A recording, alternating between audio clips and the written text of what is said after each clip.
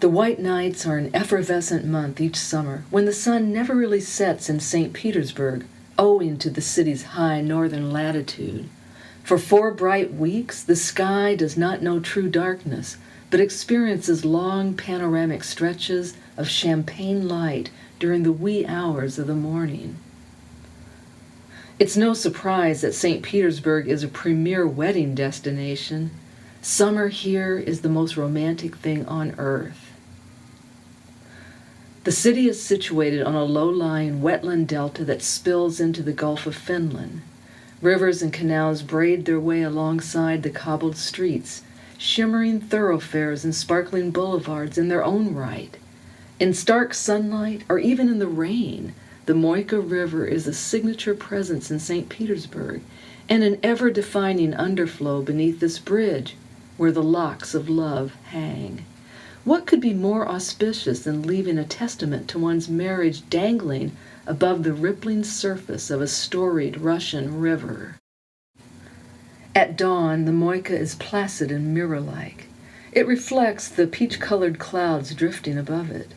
Throw in the floating image of a mint-colored 19th century palace, or the undulating shape of a stately onion-dome cathedral drifting on the river's surface as if buoyant there, and the magic is super-amped.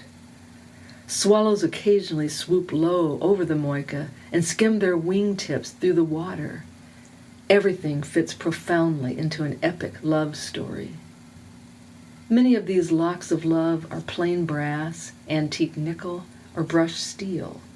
Some heart-shaped locks even have distinct figures engraved into the metal: cupids, orthodox crosses, more hearts. Later in the day, as tour boats churn through, the river grows turbulent beneath them.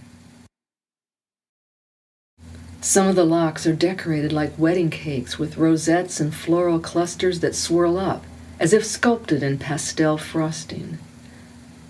Pearl-encrusted and bead-bedecked, they reveal an attention to detail that leaves nothing to chance. Many of them had the names of the couples engraved or etched on them, or sometimes written in a graceful script with black Sharpie. The bride's makeup is flawless, right down to the winged feline-like strokes of liner at the corners of her eyes.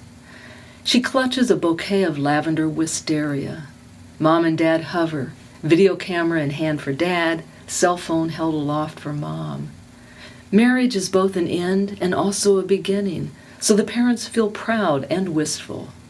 2 things can be true at the same time. Especially on your daughter's wedding day, 2 things can certainly be true. Using oversized gestures, Mom and Dad instruct the bride and groom where to stand. Dad zooms the camera lens. It's easy to imagine a photo like that gracing a family member's Contacte page later today. That's Russia's version of Facebook. The bride and groom select their special spot on the wrought iron railing. Perhaps it is a filigree of scroll work or one of the vertical bars. They snap their lock into place. Sometimes the bride pulls the small key from the keyhole on the bottom of the lock. Sometimes the groom does. In every instance, they toss the key into the river. This last is important because it seals the vow, crowns the ever-after marital pledge. The only thing that can unsettle their love now rests at the bottom of the Moika. May the celebration begin.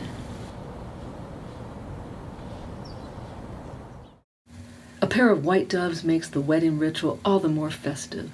These are birds that mate for life, and of course that bodes well. The maid of honor fiddles with her smartphone and focuses the lens, angling for the best shot.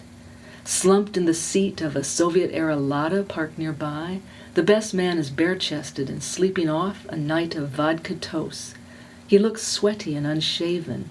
All of it plays out in public on this bridge over the Moika. St. Petersburg sits at sea level, so its rivers and canals drain easily into the Gulf of Finland. Humidity is high. The corrosive effects of a mainly wet environment take their toll on the nickel and the brass, and even on the steel. Moisture destroys the decorative flourishes, erodes the finish, and blurs the names of the newlyweds over time. There's something beautiful and evocative in this slow marital decay. Is it a bad omen if a lock of love turns rusty? A lock that looks like this is still chrome, still die-cast metal, still even drop-forged steel, and it's also a statement, a pledge, a commitment, a vow, and an intention.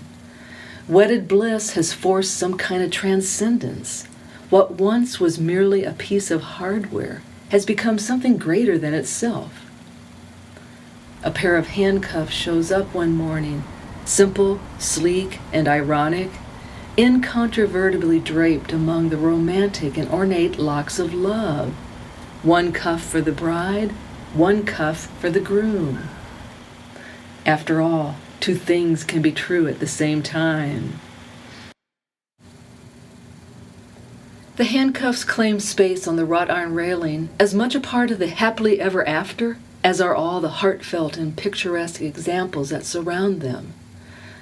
When everybody has drunk the champagne and the white doves have fluttered away, the locks are still locks after all. Not even a storied Russian river can disguise that. The handcuffs aren't truer than the locks of love are. It's not as if in their deep irony they have cornered the market on truth, but they serve as a reminder. Beneath the beads, beneath the pearls, beneath the prettiness, beneath this bridge, something unyielding remains, not subject to earth and decay. It has sunk down into the river sediment on the weight of a vow. It's what got promised the day the bride and groom tossed the key away. For better, for worse, richer or poorer. Not even the disintegration of metal changes that one iota. Part of the water, part of the sky, the clouds, the effervescent panorama flowing above it, the romance of hearts fused in a candle flame brightness during summer's unending white nights.